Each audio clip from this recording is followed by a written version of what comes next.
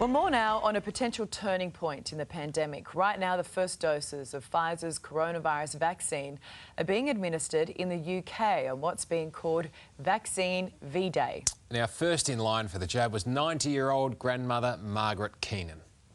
Well, I say go for it. Go for it because it's free and it's the best thing that's ever happened at the moment. So please go for it. That's all I say, you know. If I can do it, well, so can you, you know. All set, Margaret. For more on this, we're joined by Dr. Chand from the British Medical Association in London. Doctor, good to see you. The world very much watching how all of this pans out. Very exciting, but on the same term, I guess a little bit nervous at times because the UK is, in some respects, Pfizer's guinea pig on all of this. Well, the vaccine has gone through our regulator, the MHRA, that have gone through all the right steps and processes, and they've assured us that they believe the vaccine is safe and effective. Obviously, whenever any new drug or a vaccine is launched, there will be surveillance after it's launched, and that will take place. But so far, we've been given that reassurance, and the public are obviously wanting to have the vaccine, by and large. It's a huge challenge, I should add, because we need to be vaccinating tens of millions of people over the coming months, because you can only achieve the benefits of a mass vaccination program against a virus when you've vaccinated the majority of the population. So today's a landmark day. It's the beginning of a major step towards combating this virus. How do you feel about it personally? I mean, here in Australia, we have very few cases. They're all return travellers. We really don't have community transmission. And I think it breaks our heart to see what your country is going through lockdown again. As a doctor who's lived this year, probably seen patients die, how are you feeling about today personally?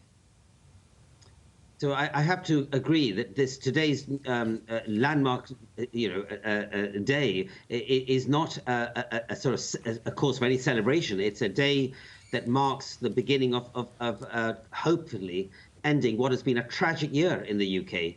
We have had 60,000 people dying of coronavirus. There are still around 14 to 15,000 new cases daily.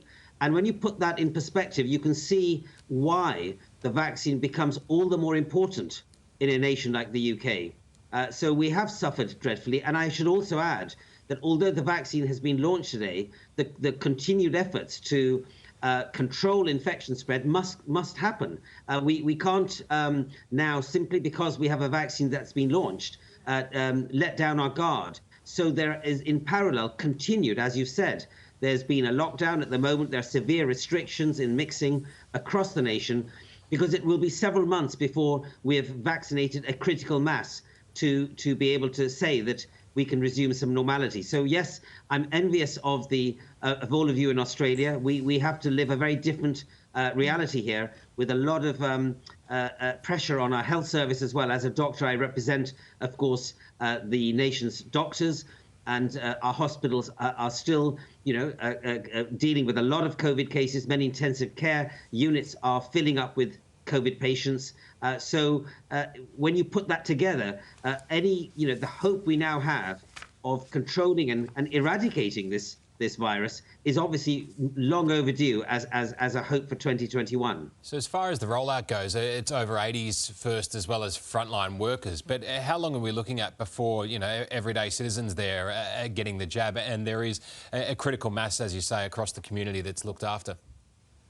Yeah. So the reason for the over 80s and healthcare workers is because the over 80s are the most at risk. That's where we know that the highest rates of deaths are. And then we've got a list of prioritization, that including those with underlying medical conditions and so forth. So there's no doubt that we are delivering this program where it will have the most benefit and vaccinating those who are at the highest risk. That's the right thing to do.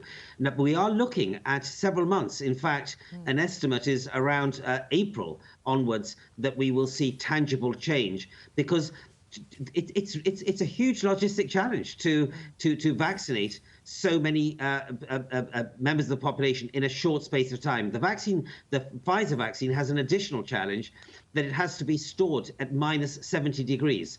that means it's not like the flu vaccine that we give as doctors in the community. It has to be at a designated centres. It can only be outside that cold storage for a defined period of time. And so there are going to be many categories of patients, such as housebounds, those in care homes, who we're trying to work out how we can actually get the vaccine to them, because there is a very limited life expectancy of the virus outside that cold temperature. Yes, it is we are indeed. looking forward. Yeah. Apologies, Doctor. We have run out of time, but we do understand it is a very difficult rollout process. We're watching very, very closely. And again, good luck. Thank you. Thank you. Thank you very much. Well, still to come.